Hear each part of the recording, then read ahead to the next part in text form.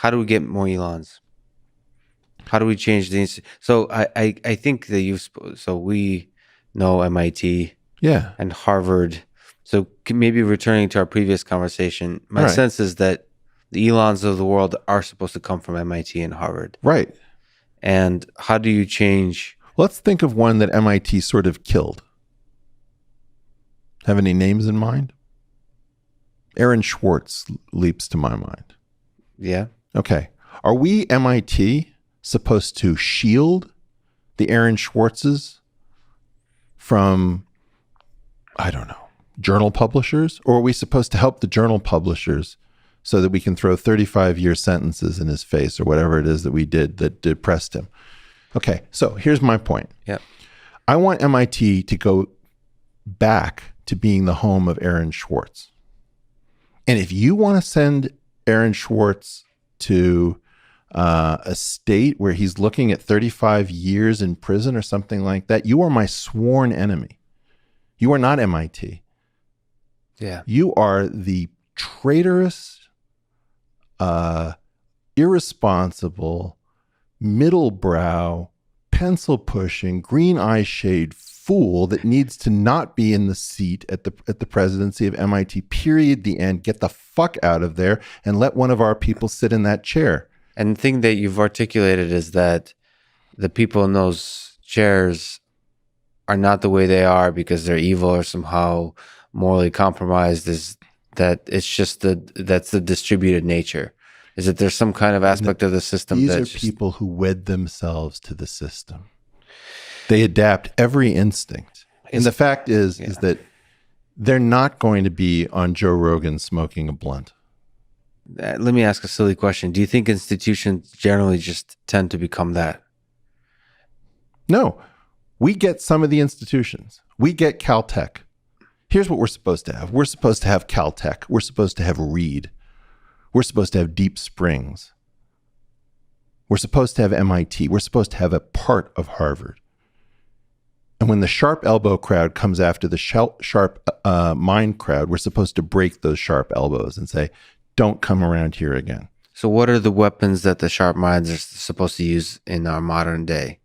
So to reclaim MIT, what's the future? Are you kidding me? First of all, assume that this is being seen at MIT. Hey, everybody. Definitely is. Okay. Hey, everybody. Try to remember who you are.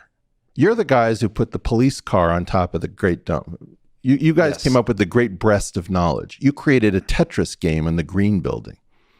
Now, what is your problem? They killed one of your own. You should make their life a living hell.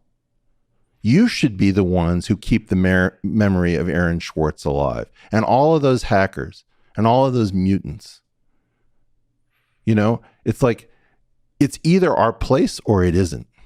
And if we have to throw 12 more pianos off of the roof, right? If Harold Edgerton was taking those photographs, you know, with slow-mo back in the 40s,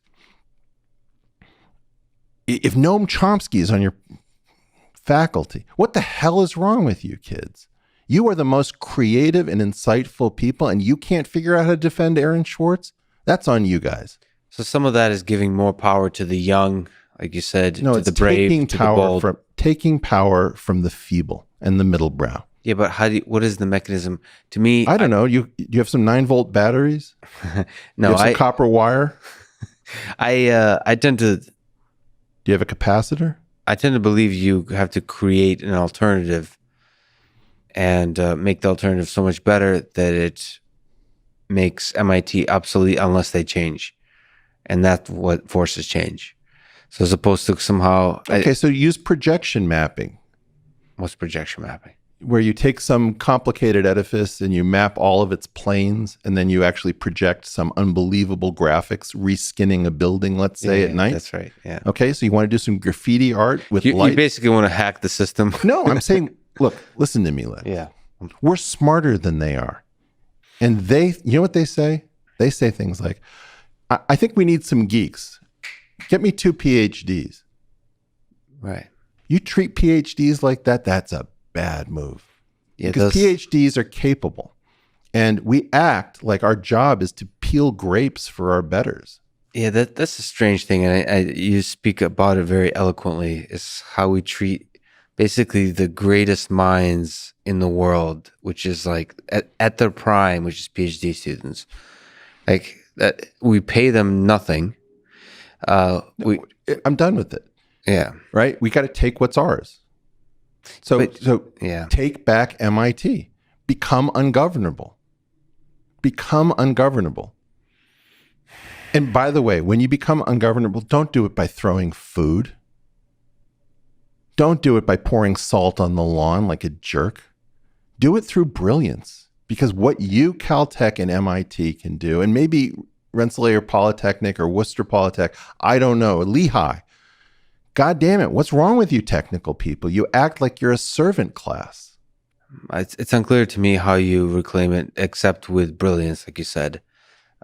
But to me, that the way you reclaim it with brilliance is to go outside the system. Aaron Schwartz came from the Elon Musk class. What you guys going to do about it? Right? The super capable people need to flex, need to be individual. They need to stop giving away all their power to, a zeitgeist or a community or this or that. You're not indoor cats. You're outdoor cats. Go be outdoor cats. Do you think we're going to see this kind you of were the one happen? asking me, before, like, what about the World War II generation? Right. What I'm trying to say is that there's a technical revolt coming. You want to talk about things. But I'm trying to lead it, right? I'm trying to see. No, you're not trying to lead it. I'm trying to get a blueprint here. All right, Lex. Yeah. How angry are you about our country pretending that you and I can't actually do technical subjects so that they need an army of kids coming in from 4 countries in Asia? It's not about the 4 countries in Asia. It's not about those kids. It's about lying about us, that we don't care enough about science and technology, that we're incapable of it, as if we don't have Chinese and Russians and Koreans and Croatians. Like, we've got everybody here. The only reason you're looking outside is that you want to hire cheap people from the family business because you don't want to pass the family business on. And you know what? You didn't really build the family business. It's not yours to decide. You, the boomers, and you, the silent generation, you did your bit, but you also fouled a lot of stuff up. And you're custodians.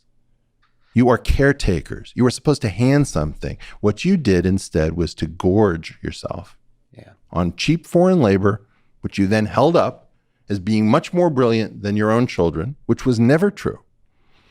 See, but I'm trying to understand how we create a better system without anger, without revolution.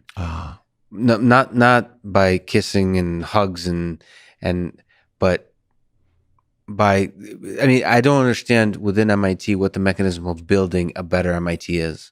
We're not going to pay Elsevier. Aaron Schwartz was right. JSTOR is an abomination. But why? Who within MIT, who within institutions is going to do that when, just like you said, the people who are running the show are more senior? I don't know. Get Frank Wilczek to speak out. So it's basically individuals that step up. One of the surprising things about Elon is that one person can inspire so much. He's got academic freedom. It just comes from money. I don't agree with that. That you think money? Okay, so yes, certainly.